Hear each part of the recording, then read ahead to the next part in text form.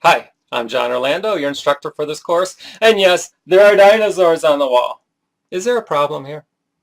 This course is on the role of relationships in learning, and here's the idea. Now, I've spent most of my professional career helping faculty move to online teaching, and when I first approach faculty about that, invariably I get the objection that once they take their lecture content and put it online, they've given up everything that gives them value to the university. They become superfluous. But I tell them that as a faculty member, their value is not in the knowledge in their head. Because after all, everything you know in your head can be found in some form somewhere, published and free. Students can get that on their own. Your value as a faculty member is in the relationship that you form with your students. That is, the ability to identify what a student has gotten wrong, what they need to be told to improve their performance, and to provide that feedback in a form that gets them from point A to point B because they understand it and accept it. That's the art of teaching, and that's the art of teaching at North Central University. Now, that feedback you give, however, has to be provided within the context of a learning relationship. Because after all, we just simply don't accept feedback from someone that we don't trust or believe in. So establishing a learning relationship is key to teaching because it's key to getting your students to accept your feedback. That's what we're going to explore. What are some of the things faculty can do to establish a relationship with students? For instance, an introductory video. What are some of the barriers to forming a relationship with a student? And how can faculty negotiate these barriers? I think you're going to enjoy this course. So let's get started. And that was a course welcome. Course welcomes are a wonderful way to introduce yourself and your course to your students. The important thing to understand is that you want to communicate, not regurgitate. By that I mean that you don't want to just go over your CV or what's in the syllabus. They can get that on their own. What you want to do is connect to the students, humanize yourself to your students, really demonstrate why the course is interesting, motivate them. A good way to think about it is to ask, let's imagine somebody asked you why you teach the course. What would you say? Well, that's the kind of thing you want to talk about in your course welcome to your students.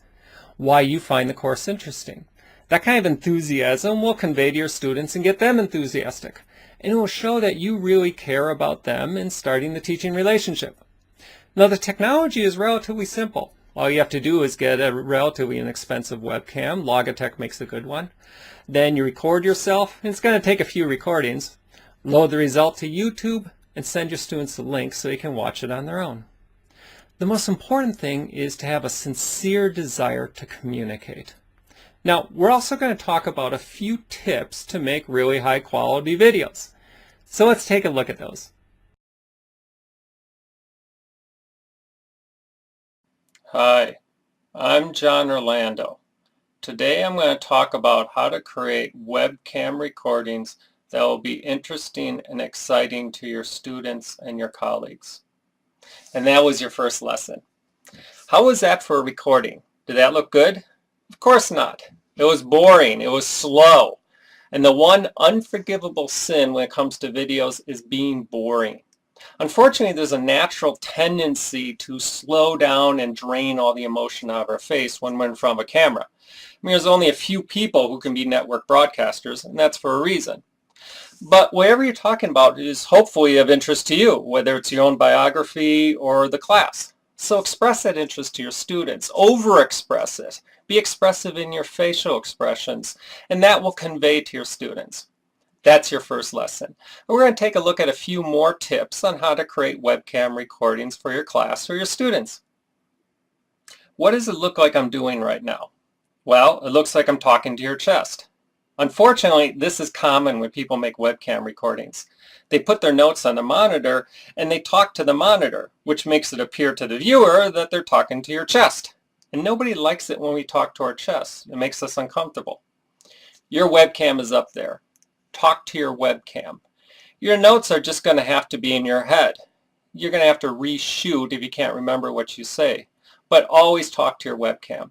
And that's the second most important thing to remember when you make a webcam recording.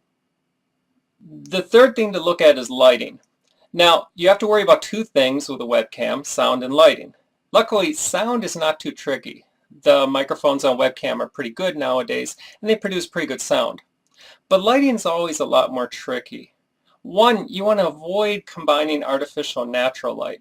Now I have a window next to me and I've shut the shades to prevent the natural light from coming in, because it will overwhelm the artificial light and create a real strong shadow on the other side of my face.